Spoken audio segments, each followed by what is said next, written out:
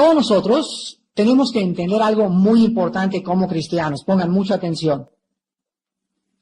Los pensamientos de Dios no son nuestros pensamientos. Los caminos de Dios no son nuestros caminos. Sus pensamientos son más altos que los nuestros. Sus caminos son más altos que los nuestros. Nuestra perspectiva del amor, del sufrimiento, de la justicia, no es la misma perspectiva de Dios. Yo tengo una perspectiva, antes de que yo fuera cristiano, de lo que era el sufrimiento, lo que era la justicia, lo que era el amor, y como yo no entendía esto, yo juzgaba al Dios de la Biblia sin entender que hasta que entras al cristianismo, Dios nos comienza a los cristianos a elevar a una posición mucho más alta, nos comienza a hacer subir a una montaña para que desde la montaña veamos una perspectiva mucho más grande del mundo que nos rodea. Si tú estás abajo de la montaña, tu perspectiva es limitada. Mientras más subes la montaña, mientras más cerca estás de la cima, más puedes tú ver. Y esto se llama visión espiritual. Y Dios quiere que nosotros los cristianos entendamos que necesitamos escalar alturas espirituales donde podamos ver claramente su palabra, sus promesas y su plan para nuestra vida. Mientras tú permanezcas como cristiano abajo en la montaña, tu perspectiva de todas las cosas será limitada y será casi ciega. Entonces, en esta noche tenemos que aprender que una de las cosas más importantes para la vida cristiana es tener una adecuada visión espiritual.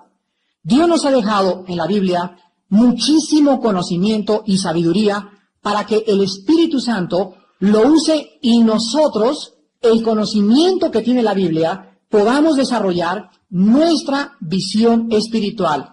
La Biblia hace que nosotros subamos la montaña. La Biblia hace que nosotros conozcamos más a Dios. La Biblia nos coloca en posiciones envidiables espiritualmente, donde cuando subimos vemos a los gurús y vemos la dianética y el control mental y las filosofías y los budistas y todas las cosas de Jean-Paul Sartre y de Carlos Nietzsche y de Carlos Marx y de todo lo que pasa en el mundo, y lo vemos tan elevado que nos reímos realmente y nos damos cuenta qué cortos y qué ciegos de vista están los seres humanos. Esto es posible solamente a través del conocimiento de la palabra de Dios. ¿Qué es la visión espiritual? La visión espiritual es poder ver más allá que la mayoría de la gente. Esa es la visión espiritual. Mientras la gente vea de aquí a 5 metros, el cristiano, gracias a su posición elevada espiritual, tiene que ver 50 metros más allá. Si tu socio en tu compañía no discierne el peligro que hay en hacer este negocio, es porque no tiene visión espiritual. Si tú eres un hombre de Dios y tienes contacto con la palabra de Dios, tú alcanzas a ver el peligro siempre de más lejos que los demás. Alcanzas a ver el plan de Dios de más lejos que los demás. Esto es la visión espiritual. Es la capacidad de poder discernir y percibir la obra de Dios en el mundo espiritual, es creer las promesas de Dios para el futuro y enfrentar con valor la vida. Una persona que tiene visión espiritual es una persona que no ve ahorita el día 10 de marzo, 11 de marzo, que no hay trabajo. El cristiano ve más allá a aquel Dios que dice, yo proveeré. Tú tendrás pasado mañana y tendrás dentro de 15 días y tendrás dentro de un mes, nunca te dejaré, nunca te desampararé. Eso es tener visión espiritual. Una muchacha que se quiere casar con uno que no es cristiano, la muchacha está corta de visión. Una muchacha que es cristiana dice, ahorita no veo ningún muchacho que me gusta. Se me va el tren, voy a perder el camión si no me caso a los 21 o 22 años de edad. Pero una muchacha que es cristiana, llena del Espíritu Santo, con visión espiritual, ve más allá y dice, pues a los 25, a los 28, Dios me tiene que enviar el compañero de mi vida. ¿Por qué? Porque confía en las promesas de Dios y tiene visión espiritual.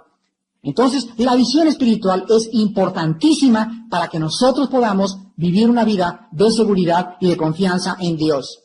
La visión espiritual nos va a levantar de la mediocridad y nos va a hacer que podamos ver más allá de donde la gente común y corriente puede ver.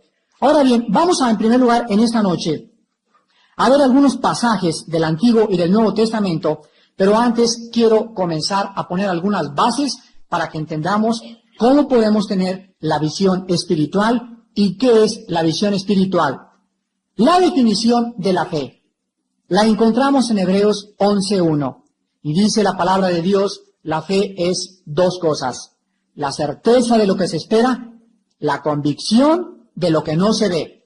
Segundo de Corintios 5:7 se nos dice que el justo camina por la fe, no por lo que ve, no por la vista.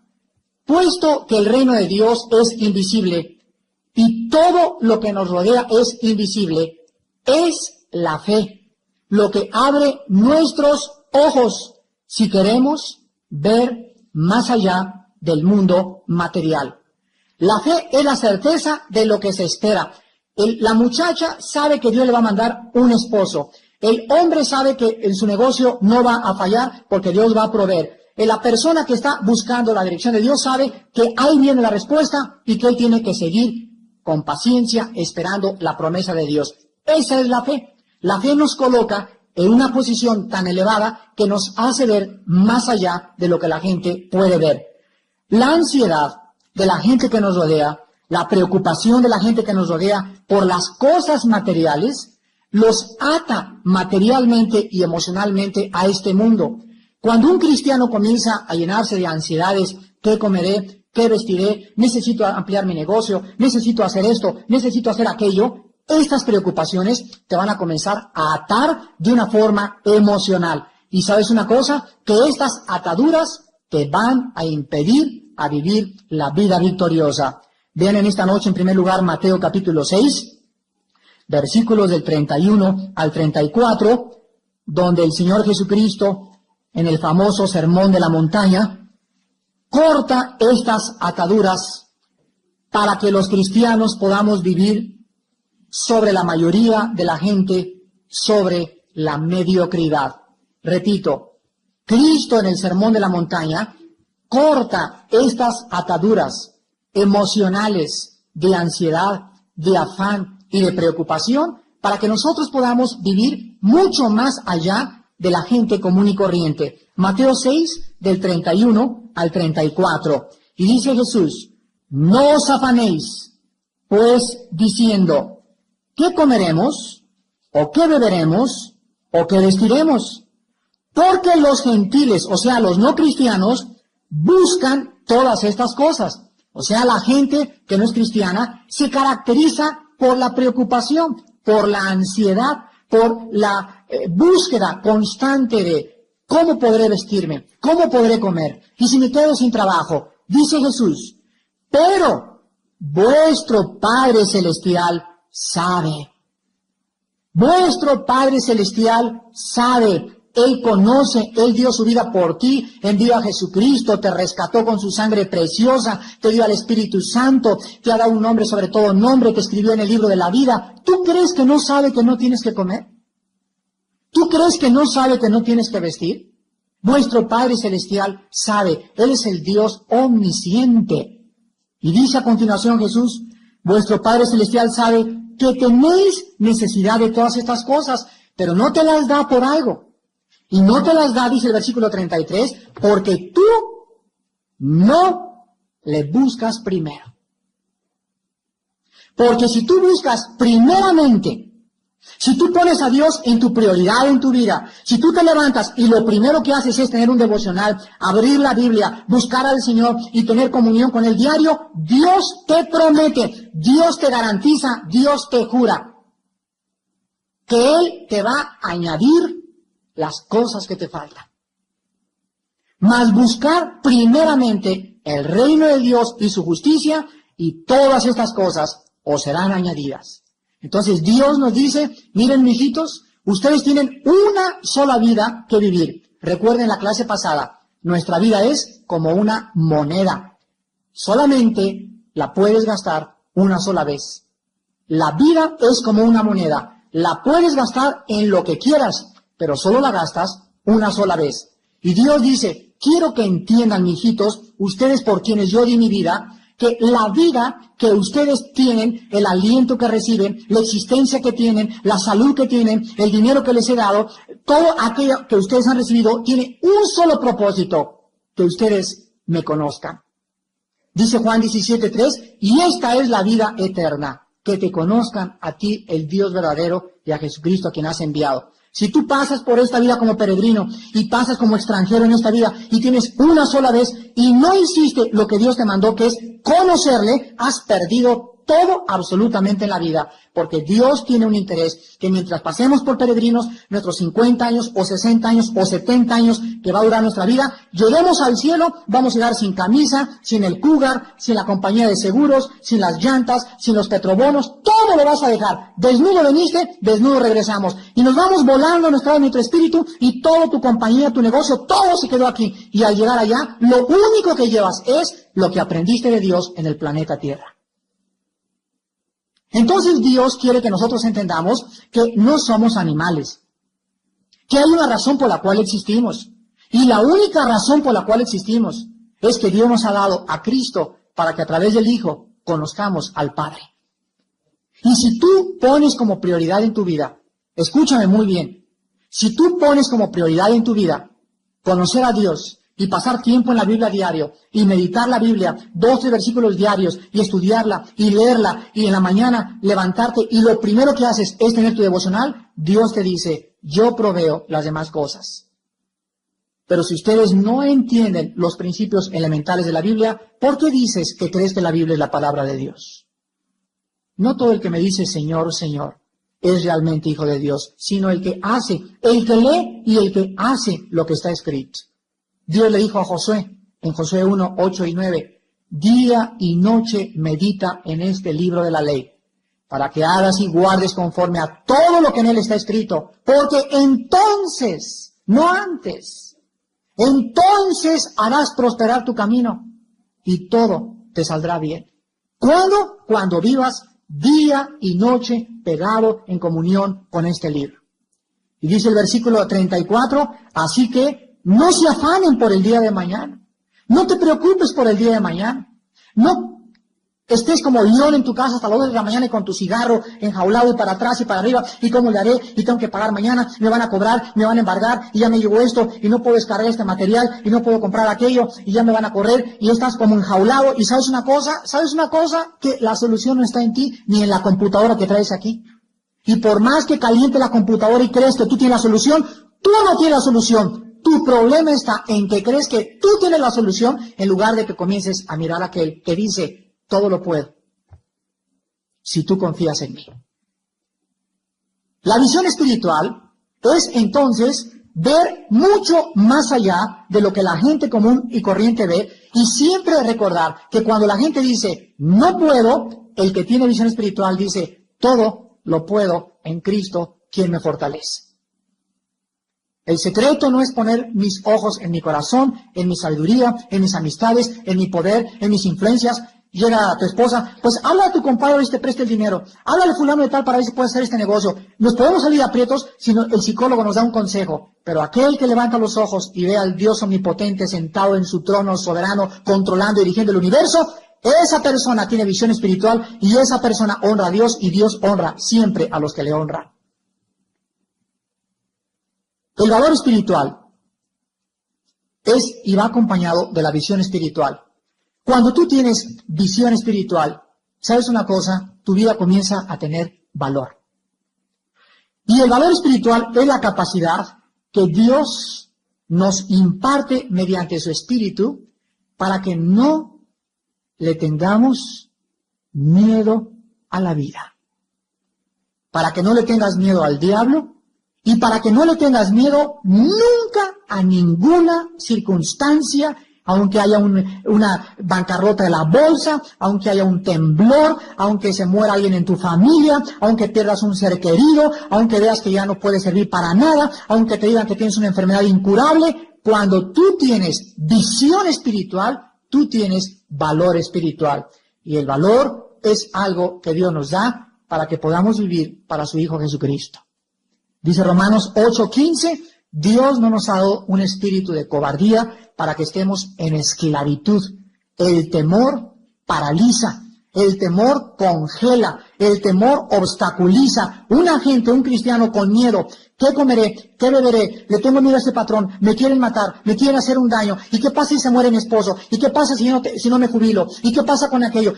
Todas estas cosas te impiden vivir para Cristo. Te impiden tener victoria. Te impiden tener una vida de propósito y de significado. Dice 2 Timoteo 1:7, porque Dios no nos ha dado un espíritu de cobardía, sino un espíritu de valor, de poder y dominio propio.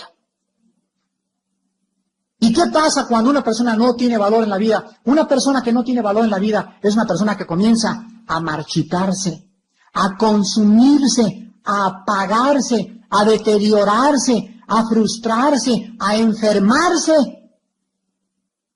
Porque si algo enferma el alma, el sistema cardiovascular, el corazón, todo, es comenzar a apagarte y no puedo, lele, no puedo, ya no quiero vivir, ya no vale la pena esto, ya me traicionaron, ya mi esposo me dejó, mi esposa me dejó, ya se cayó mi negocio, toda una bola de traicioneros, bola de Judas todos, bola de cucarachas todos, ya me quiero morir, ya me quiero meter a mi hoyo.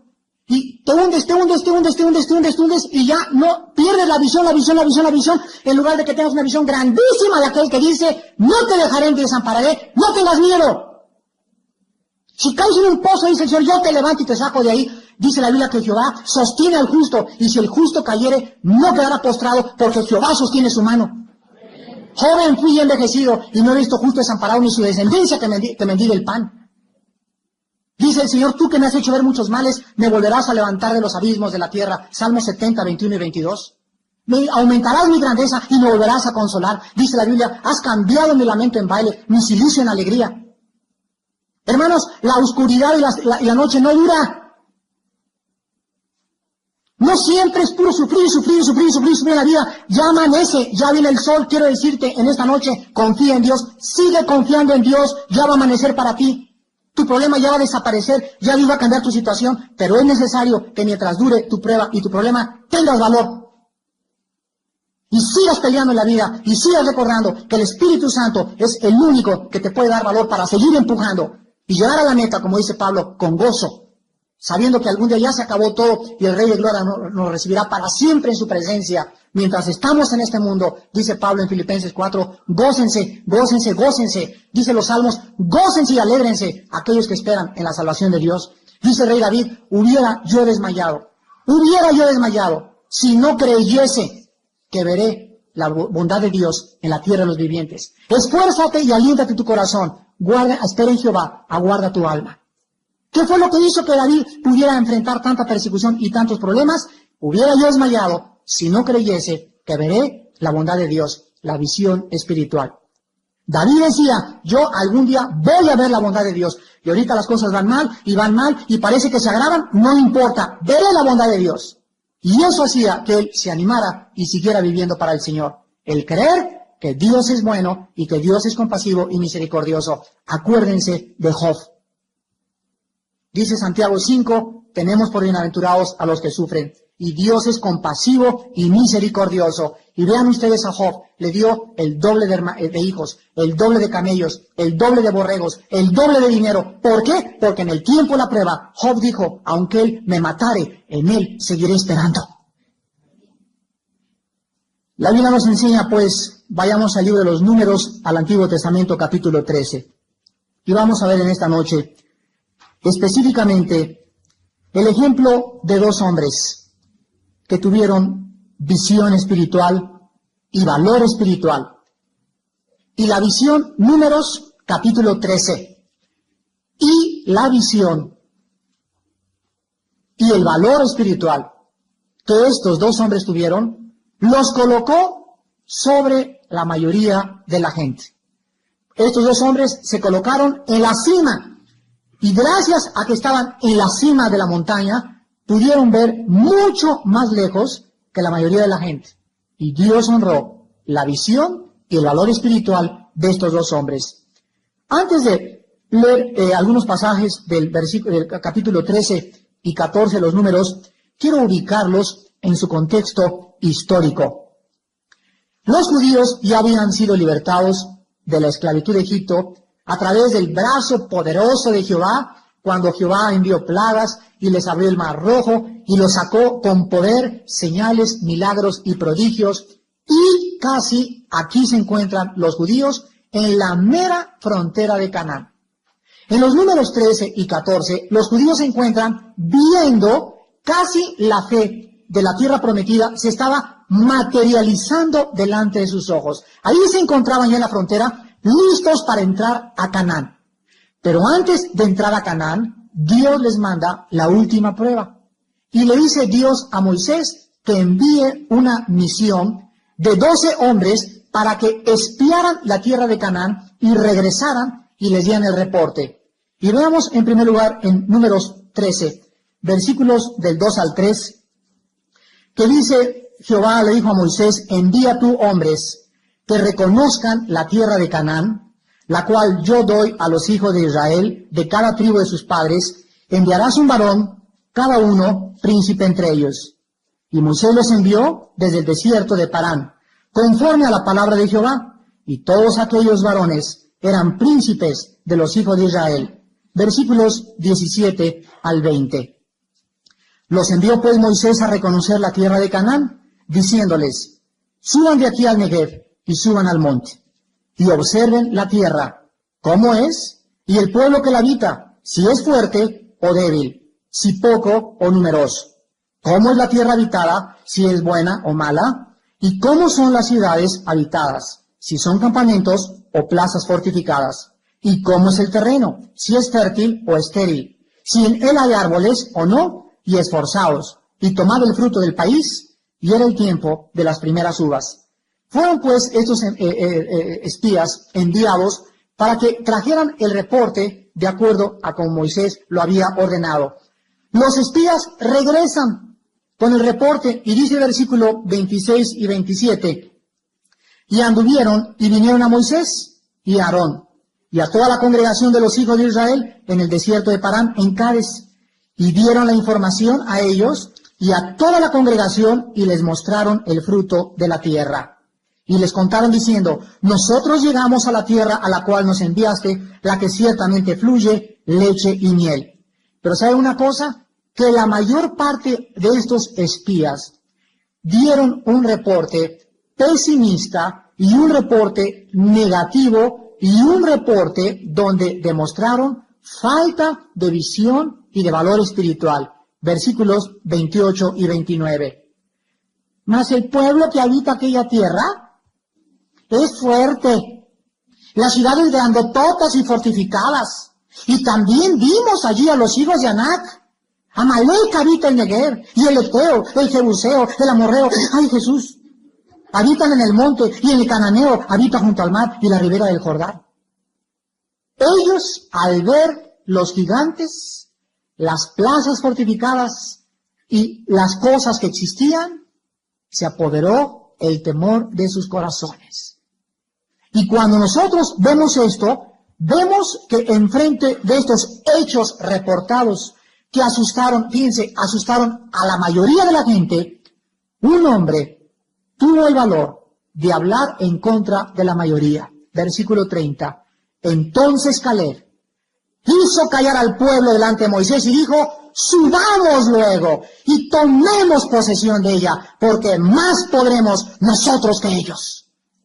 Aquí vemos nosotros a un hombre con visión espiritual y valor. ¿Por qué este hombre fue en contra de la mayoría? Porque este hombre sabía que no había gigantes, no había plazas fortificadas, no había suficientes enemigos en contra de Jehová de los ejércitos. El Dios de él era mucho más grande que todos los problemas que tuviera. El hombre que tiene esta visión y que tiene este valor espiritual no dice, pues mañana tengo que hacer esto, y mañana tengo estos enemigos míos que me andan buscando, y me van a hacer un mal. Cuando uno cree en Dios, cuando uno sabe que las promesas son de Dios, uno cree Isaías 54:17. Ninguna arma forjada contra ti prosperará, y Dios condenará toda lengua que se levante contra ti en juicio. Esta es la herencia de los siervos de Jehová, y mi salvación de mí vendrá, dice el Señor.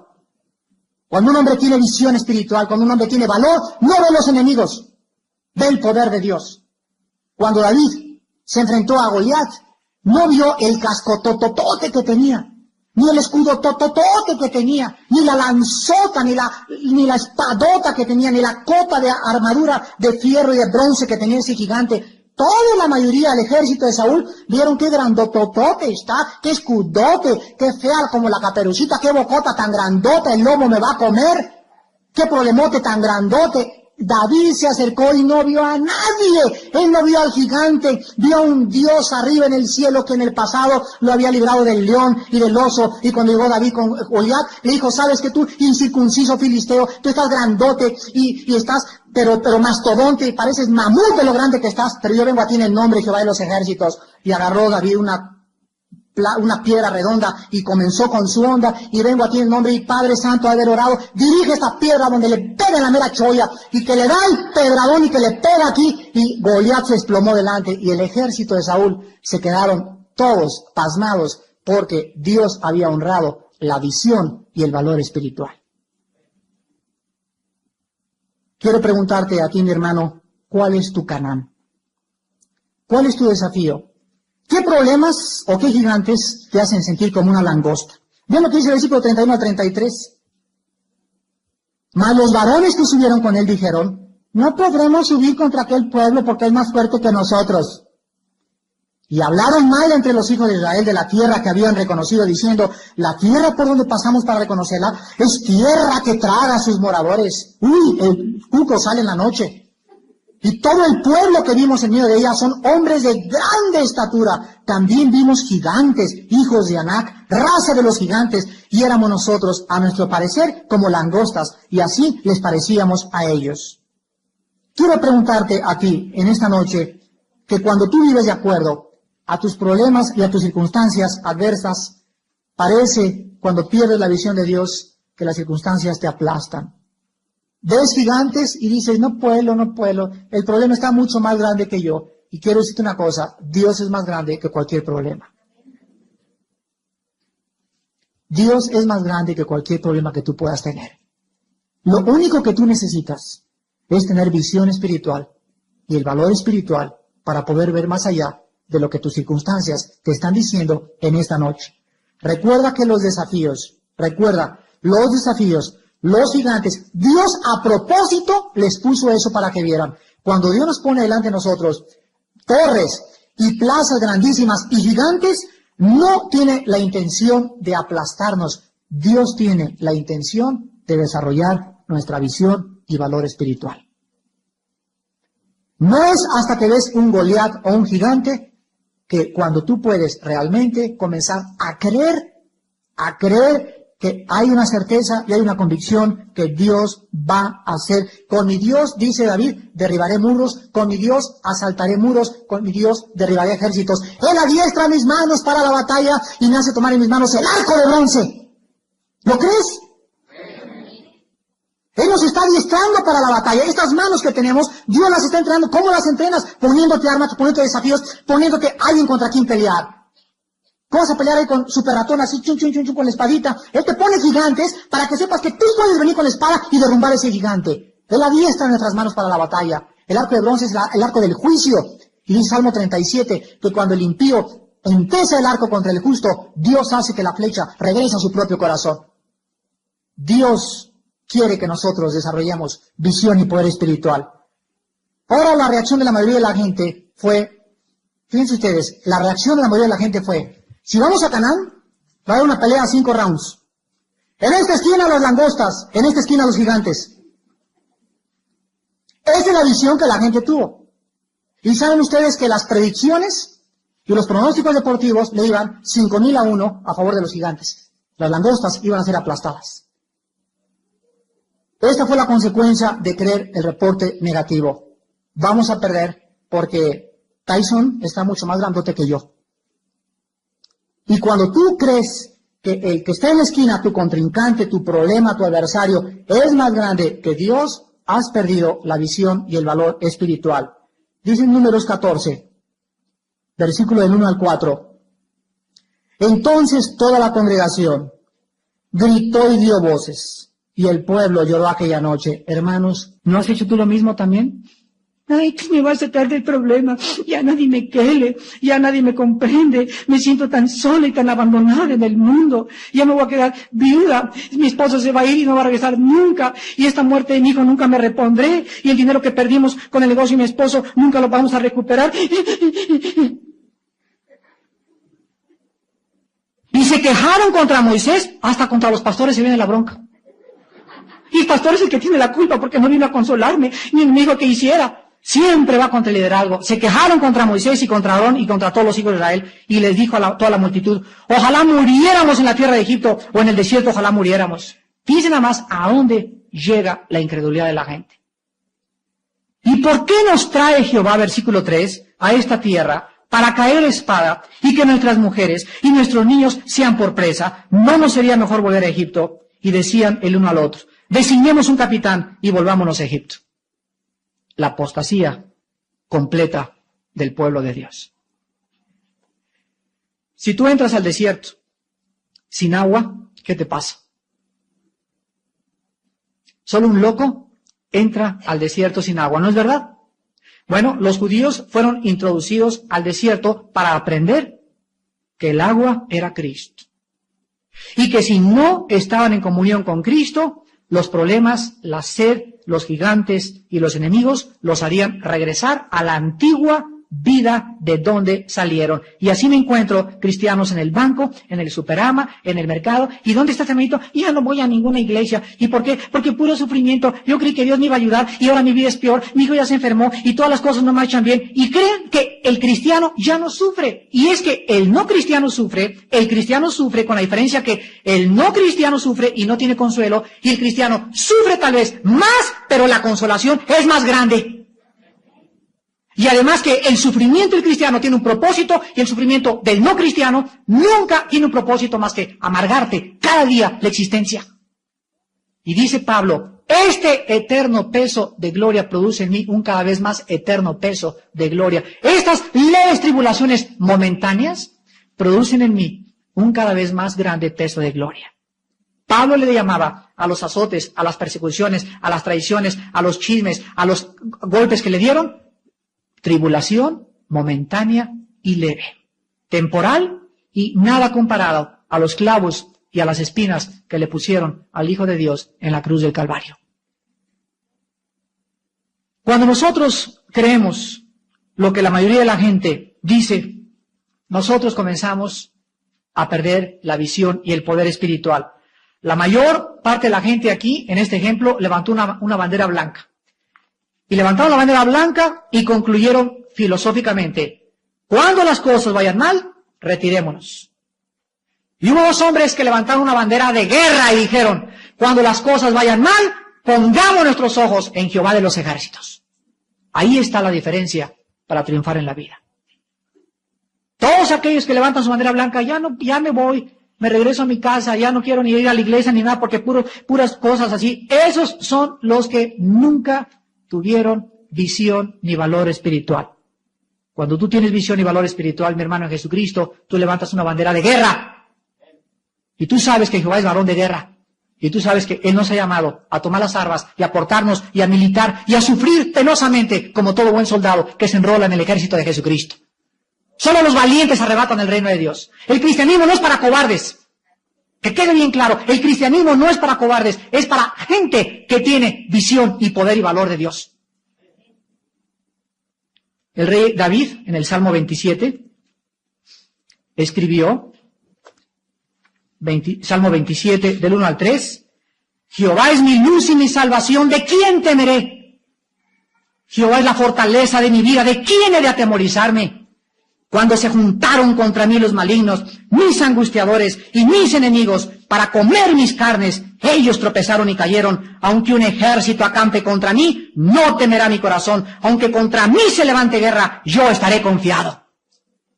He aquí un hombre con visión y valor espiritual.